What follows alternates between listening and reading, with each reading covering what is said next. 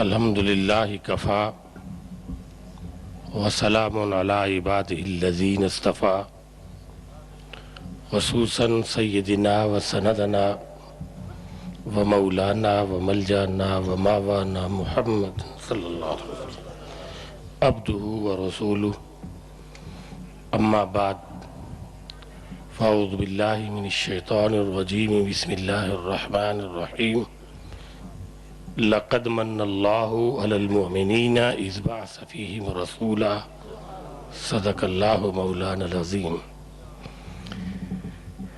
تمامی احباب نہایت ذوق و شوق کے ساتھ، محبت و الفت کے ساتھ آقا انعامدار مدینہ کے تاجدار، نور مجسم، شفیع معظم، رحمت دو عالم حضرت محمد مصطفیٰ احمد مجتبیٰ صلی اللہ علیہ وسلم کے دربار در عالیہ میں 3 مرتبہ جھوم کا درود پاک عرض کریں اور پیش کریں۔ الصلاۃ والسلام علیکہ یا سیدی یا رسول اللہ وعلی آلہ وصحبہ یا سیدی یا رسول اللہ، الصلاۃ والسلام علیکہ یا سیدی یا رسول اللہ وعلی آلہ سیدی یا حبیب اللہ۔ شہزادہ حضرت سلطان العارفین، علماء ذی احتشام، اہل سنت کے نامور مفتیان عظام، شمع مصطفی کے پروانوں، السلام علیکم۔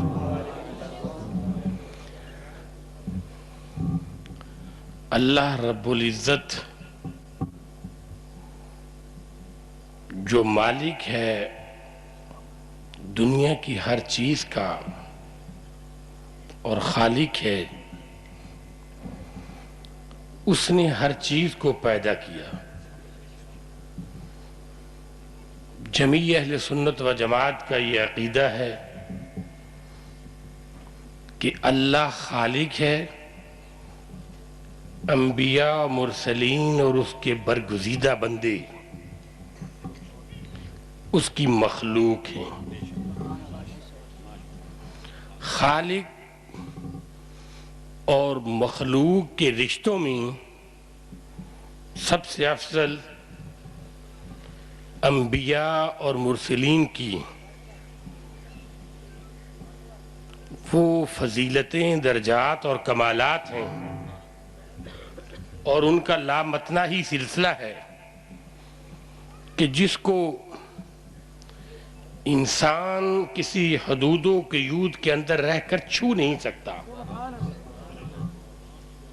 اور ان تمام انبیاء اور مرسلین کی شانوں کو مجتمع یعنی کہ اکٹھا کر لیا جائے تو میرے اور آپ کے پیارے رسول، والضحیٰ کے چہرے والے رسول، واللیل کے زلف والے رسول محمد مصطفیٰ کی مخلوق کی ابتدا ہوتی ہے۔ اہل علم اس بات کو جانتے ہیں۔ ہم پر یہ جو الزام ہے کہ جی ہم نعوذ باللہ سرکار دو عالم روح کائنات کو اللہ کا شریک ٹھہراتے ہیں، یہ بہتان عظیم ہے۔ اللہ کا شریک ٹھہرانا بہتان عظیم ہے، اور یہ ایک ایسا بہتان ہے کہ جس کی جتنی بھی مذمت کی جائے وہ کم ہے۔ لیکن بقول عاشقوں کے امام اعلی حضرت مجدد دین و ملت علامہ الشاہ احمد رضا بریلوی رضی اللہ تعالیٰ عنہ کے کہ یا رسول اللہ نہ تم ذات خدا ہو نہ اس سے جدا ہو۔ قابل غور ہے بات۔ سدرۃ المنتہا مقامہ قاب قوسین، یہ کس کی شان؟ میرے رسول کی شان۔ اللہ کے نے اپنے جلووں کا اظہار کس پر کیا؟ اپنی مخلوق کے اعلیٰ ترین رسول پر کیا۔ بندوں پر کیوں نہیں کر دیا؟ آج یہ کہتے ہو کہ رسول کا احترام اتنا ہی کرو جتنا کہ تم اپنے بڑے بھائی کا کرتے ہو. نعوذ باللہ نماز میں اگر رسول کا خیال آ جائے صلی اللہ علیہ وسلم تو نماز ٹوٹ جاتی ہے. آؤ میں تمہیں لے چلوں یار غار، آسمان علم و ادب کا چمکتا ہوا ستارہ. اے ابو بکر صدیق تیری عظمت پر قربان، اے ابو بکر صدیق تیری شان پر قربان، اے یار غار تیری اس فضیلت پر قربان. کیا فرماتے ہیں؟ اب کہتے ہیں نا جی کہ اگر نبی کا خیال آ جائے تو نماز ٹوٹ جاتی ہے. مفتیان عظام علماء، میں ان کی جوتیاں سیدھی کرنے والا آدمی ہوں. قرآن پاک میں اللہ ارشاد فرماتا ہے جب میرے اور آپ کے رسول کے دل میں یہ خیال آ گیا.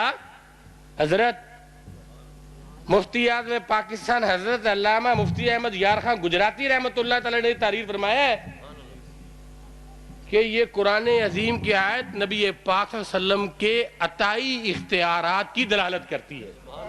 عطائی اختیارات کی، ذاتی اختیارات اللہ کے ہیں جو خالق ہے تمام جہانوں کا، اور مخلوق میں ہوا بھی مخلوق ہے. اب میں آپ سے پوچھتا ہوں کہ ہوا کی حیات ترکیبی کبھی کسی نے دیکھی؟ ہوا کی حیات ترکیبی کسی نے دیکھی؟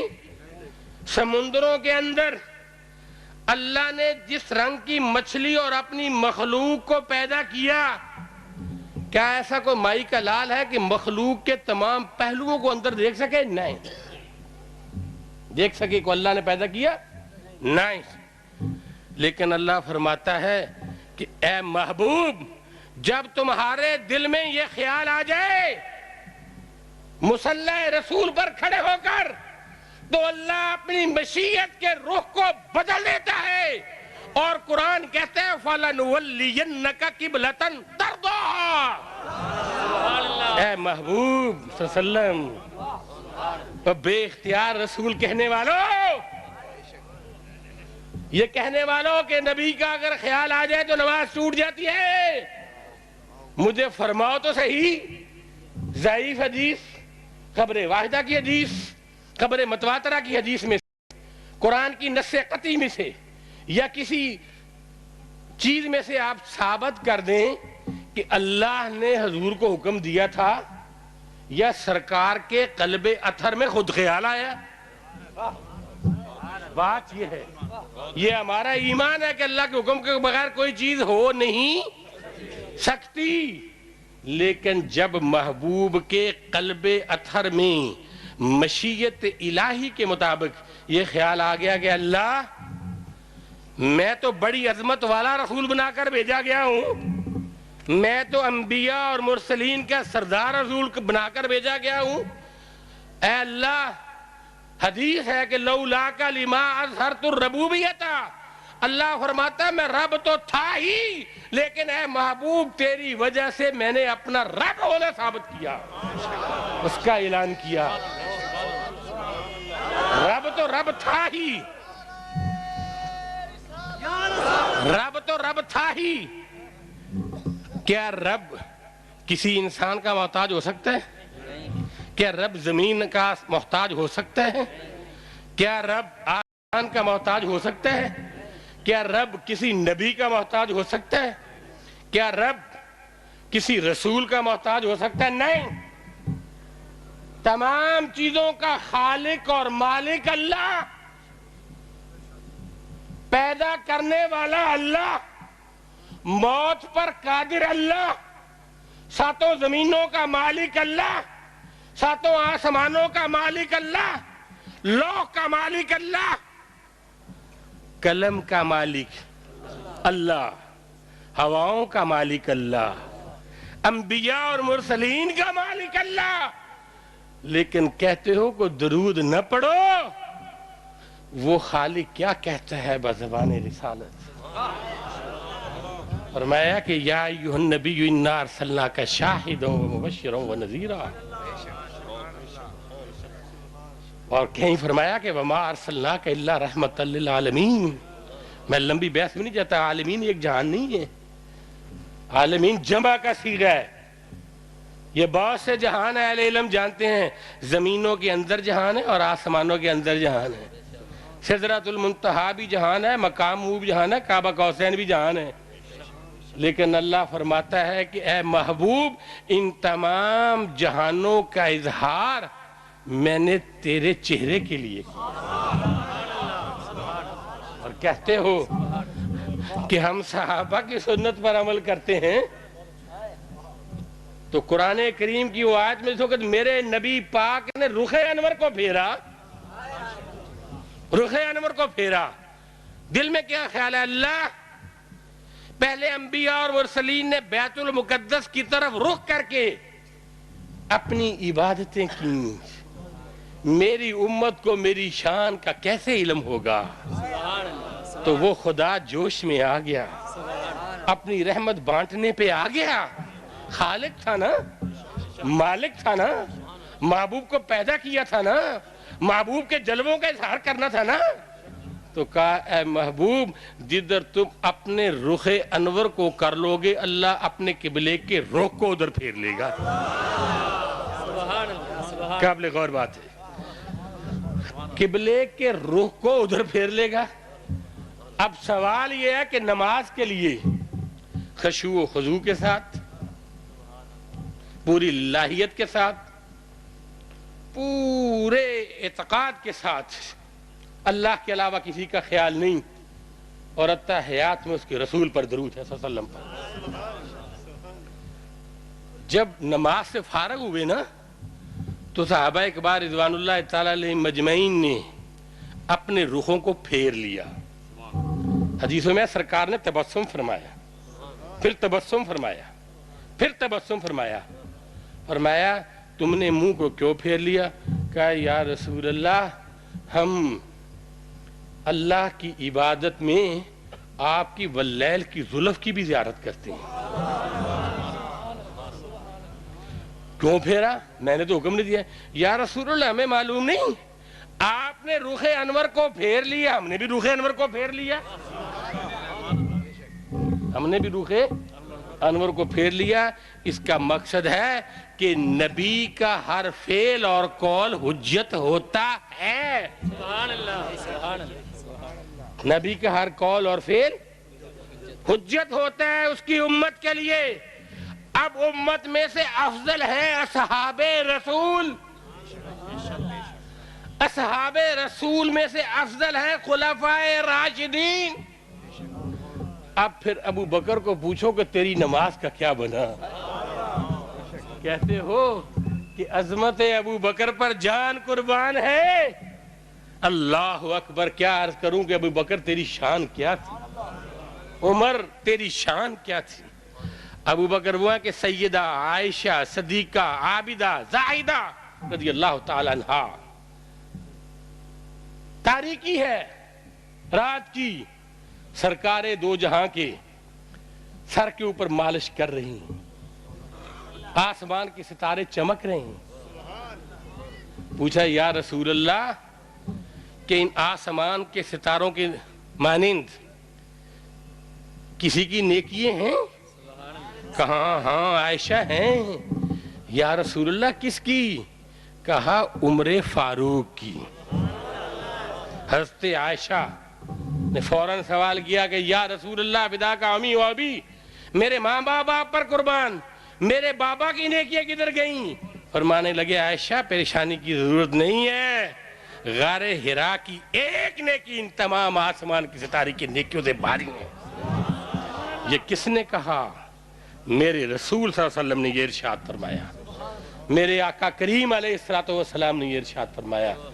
ہم پر بہتان باندھنے والوں، پہلے اپنے گریبانوں میں جان کر دیکھو. ہم تو نماز پڑھتے ہیں تو محمد مصطفیٰ کی وجہ سے پڑھتے ہیں. ہم اگر ایمان لے کر آئے تو محمد مصطفیٰ کے صدقے میں ایمان لے کر آئے. اللہ نے اگر ہر چیز کو پیدا کیا تو محمد مصطفیٰ کے صدقے میں پیدا کیا. یہ تو کالی کملی والے آقا ہے نا، میں آپ کو بتاتا ہوں چشت اہل بہشت کے امام خواجہ معین الدین چشتی اجمیری رضی اللہ تعالیٰ عنہ کی ایک بات. آپ جانتے ہیں کہ خواجہ صاحب نے سب کانٹیننٹ میں دین کی کتنی خدمت کی تھی. سب کیا علم میں ہے کہ کتنی خدمت کی تھی حضرت خواجہ صاحب رحمۃ اللہ تعالیٰ علیہ نے. بڑے لمبے واقعات ہیں ان کے، صرف ایک واقعہ بیان عرض کروں کہ جس رات انتقال ہونا تھا نا، وہ اللہ کا نیک بندہ، اللہ کا برگزیدہ بندہ، داتا گنج بخش علی حجویری کے آستانہ سے فیض حاصل کرنے والا بندہ، وہ حسنی و حسانی آستانے سے فیض حاصل کرنے والا تھا.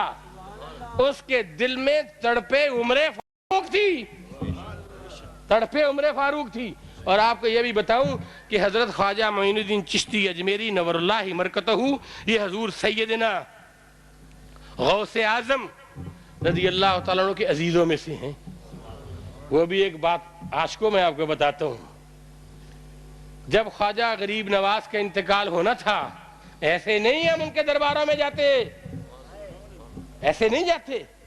اللہ فرماتا ہے کہ الا ان اولیاء اللہ لا خوف علیہم ولا هم یحزنون، کہ مصداق کون ٹھہرے؟ یہی بندے ٹھہرے.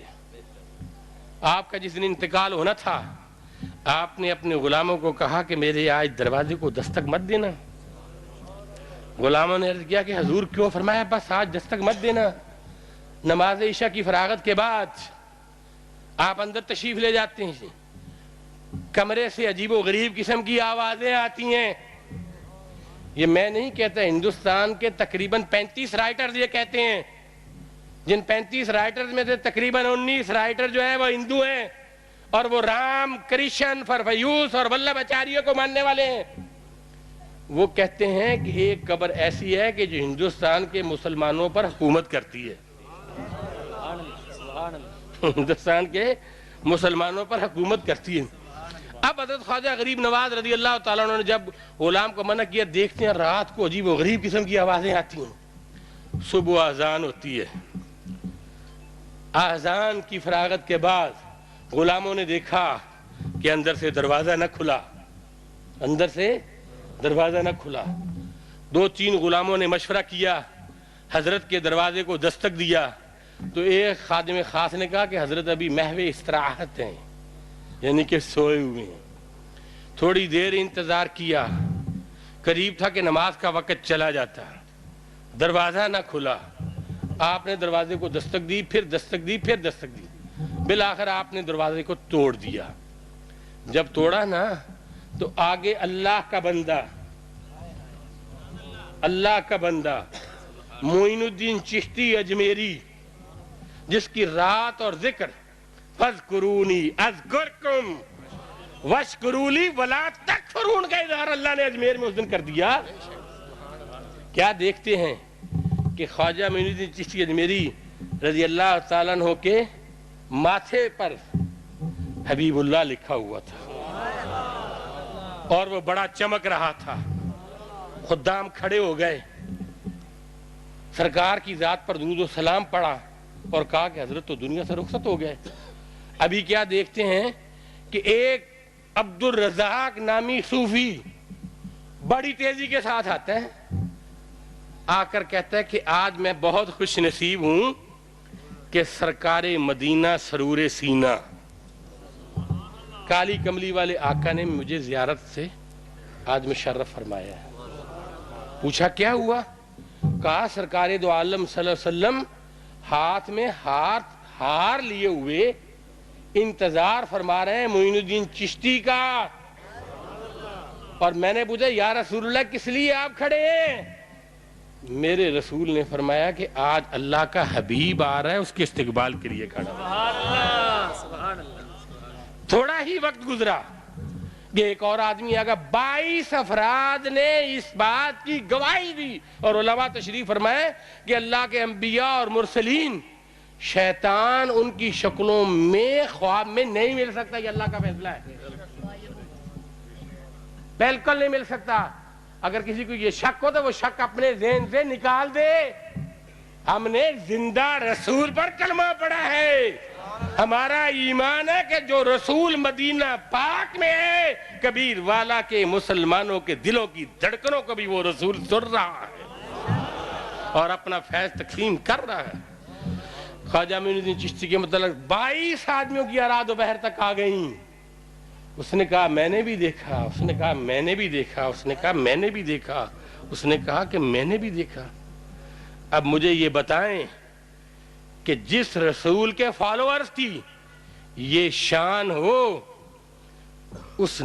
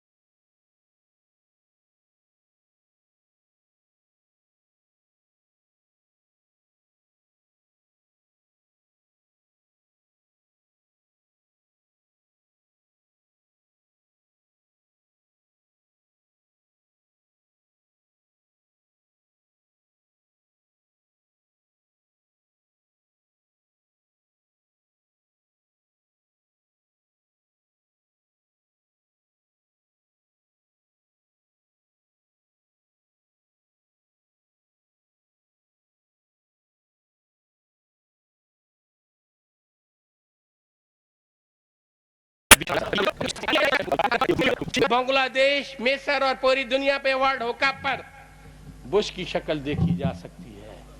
وہ فرشتے کہ جو میرے اللہ نے یہاں پر پیدا کیے وہ کیوں نہیں لے سکتے؟ وآخر دعوانا ان الحمدللہ رب العالمین۔ نعرہ تکبیر، نعرہ رسالت، نعرہ رسالت، نعرہ حیدری۔ مفکر اسلام، مفسر قرآن علامہ سید شبیر حسین شاہ صاحب حافظ آبادی، حضرت علامہ سید شبیر حسین شاہ صاحب حافظ آبادی، حضرت شریعت حضرت عبدالخالق صاحب سجادہ نشین دربار پیر عبدالحکیم عوام میں جلوہ گر ہیں، ان سے گزارش کروں گا وہ اسٹیج پہ جلوہ گر ہو۔ حضرات محترم، اب انتظار کی گھڑیاں ختم، کوئی بات نہیں ہوگی، صرف حضرت صاحب کو دعوت دے رہا ہوں تو آپ کا